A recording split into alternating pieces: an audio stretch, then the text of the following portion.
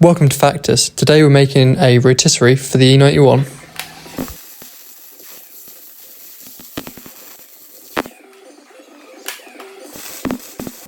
Right, e91 rotisserie spit. I have got the front bar welded up. So what I need to do now is I need to work out the centre point for the car. So obviously when you're rotating the car, it's evenly balanced. I need to find the centre point, the axis that this is going to pivot on. So obviously if I just go straight over this, it's going to be top heavy and it's just going to want to go onto its roof. And so I need to find the centre point. I've had a bit of a look online and haven't found one made before. So I'm going to make a guess, calculated guess, but in the bulkhead there's a centre hole that you bolt through onto the heat box. I'm going to use that as the reference point. The laser, level the ground, where's level, right, that's level, and that's in line with the hole, and then we'll take it down. So I'm going to calculate that. Right, that's them now cut, so we're just going to take them over to the grinder, give them a bit of edge prep. So, nothing gets welded without being prepped. Prep is the difference between having a good weld and a good strong weld, and not. Takes a little bit of time, worth it every time. So that's prep now done. So what I usually do is put a little bit of a bevel on these straight edges. So this is going to be a butt weld, so slight tape on this side, leave this side completely flat, because obviously this is going to be a fillet weld, so you're going to get lots of weld material on there, and then that's going to be a corner weld, so you're going to get loads of penetration, so you don't really need to do any edge prep there. So just on these butt welds, bit of edge prep, both sides, makes for a strong weld. Bosh! And because I don't like doing just one thing all the way through, I like to do 10 different things at once. Before I weld that together, I'm just going to give the workshop a bit of a tidy. Yeah, that's better. Bit tidier. I think sort of back in its place. Now, get back onto what I was doing. So, we'll weld this up, and we'll weld this onto that, and then we'll test fit that onto that, and then see how we go. Right, that's the tack welds done. So I tack on the flat surfaces, and the reason I do that is I'll remove my welding glove.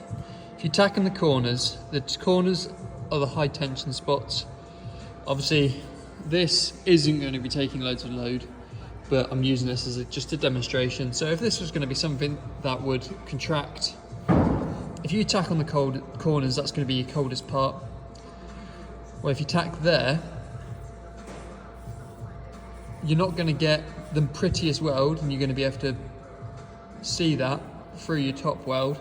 But what that allows you to do is you weld along, you get to your corner and you wrap your corners.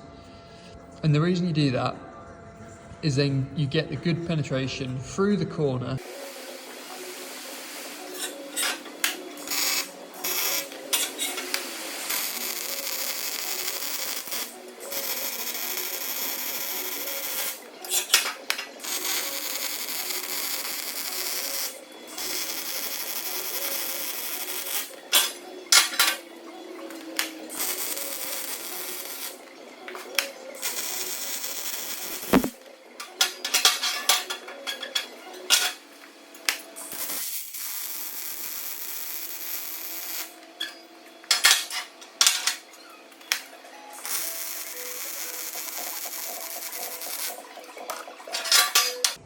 And there we go. So that is the front part done. So, don't know if you can just see, but there is the hole in the middle, out of focus. There we go. So now that lines up perfectly with that.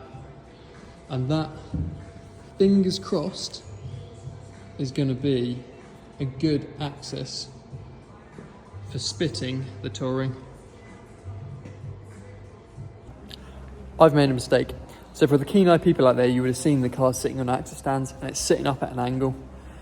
When I've taken the measurement, I've done that parallel to the ground. So it's sitting lower than where I wanted it to be. I wanted to reference off of that hole and it's sitting, well, I've done the measurements. The car's sitting at 7 degrees. Once I've factored that into the measurement, it works out to be 80 mil lower than where I was intending to get it. So what this means we're moving forward is I'm going to stick with what I've made. As it was just a calculated guess, I'm going to see how it works before cutting and changing anything. See how it works, and if the balance point's off, then I'll address it then. But there's a chance that it still might be sort of within the ballpark of getting this car balanced. I'm sure there's a way of being able to measure it out correctly, but when I thought about it, it's not a case of top and bottom, middle point, because you've got more material on the bottom.